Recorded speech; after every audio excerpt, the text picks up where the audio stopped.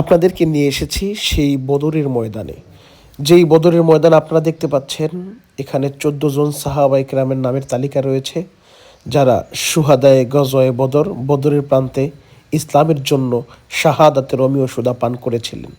কালামে পাকের আয়াতটিও লিপিবদ্ধ রয়েছে, ওয়ালাকাদ নাসারাকুমুল্লাহু বিবাদরি ওয়া আনতুম আযিল্লা ফাত্তাকুল্লাহা লাআল্লাকুম তাশকুরুন। এই সেই বদরের ময়দান।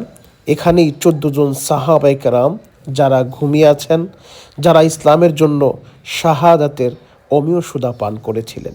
313 জনের কাফেলা নিয়ে রাসূলুল্লাহ সাল্লাল্লাহু আলাইহি ওয়াসাল্লাম দ্বিতীয় হিজরিতে 1000 কাফেরের মোকাবেলায় যিনি দাঁড়িয়েছিলেন, এই সেই বদরের ময়দান। এখানেই 14 জন সাহাবায়ে কেরাম ঘুমিয়ে আছে।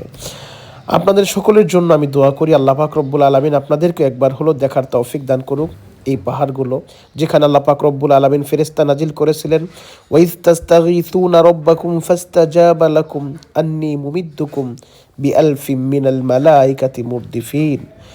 যে আয়াতের মাধ্যমে আল্লাহ পাক রব্বুল আলামিন এই পাহাড়ে 1000 ফেরেশতা নাজিল করেছিলেন। ফেরেশতাদের মাধ্যমে আল্লাহ পাক রব্বুল আলামিন 313 জন মুসলমানদেরকে বিজয় দান করেছিলেন। বিজয়ী শক্তি হিসেবে আল্লাহ কবুল করেছিলেন। বেঈমানদের